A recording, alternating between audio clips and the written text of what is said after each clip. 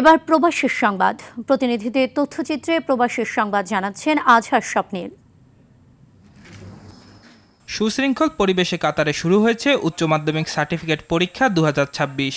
ঢাকা বোর্ডের অধীনে ও বাংলাদেশ দূতাবাসের তত্ত্বাবধানে রাজধানী দোহার Bangladesh MSM school and college সেন্টারে মাসব্যাপী অনুষ্ঠিত হবে পরীক্ষা। বাংলাদেশ সময়ের সঙ্গে সামঞ্জস্য রেখে কাতারের স্থানীয় সময় সকাল 7টায় শুরু হয় পরীক্ষা। চলতি বছরের পরীক্ষার্থীর সংখ্যা 62 জন। এর মধ্যে বিজ্ঞান বিভাগে 42 জন এবং ব্যবসা শিক্ষা বিভাগে অংশগ্রহণ করেছে 20 জন। সৌদি আরবে ব্যবসা করে সফলতা পেয়েছেন 4 প্রবাসী বাংলাদেশি। শূন্য থেকে শুরু করে হয়েছেন প্রতিষ্ঠিত ব্যবসায়ী। দেশটিতে বর্তমানে বেশ কিছু ব্যবসা প্রতিষ্ঠানের মালিক তারা। এসব প্রতিষ্ঠানে কাজ করে স্বাবলম্বী হয়েছে অনেক প্রবাসী বাংলাদেশি। সম্প্রতি উদ্বোধন হলো তাদের মালিকানাধীন আরেকটি প্রতিষ্ঠান, যেখানে উপস্থিত ছিলেন জেড্ডা কনসুলেটের কমার্শিয়াল কাউন্সিলর সৈয়দা নাহিদা হাবিবা ও Saudi Bangla business and investor অ্যাসোসিয়েশনের সভাপতি আলহাজ আব্দুর রহমান, ইংলিশ স্কুলের চেয়ারম্যান আবদুল্লাহ নাসির উদ্দিন ও MY আলাউদ্দিন।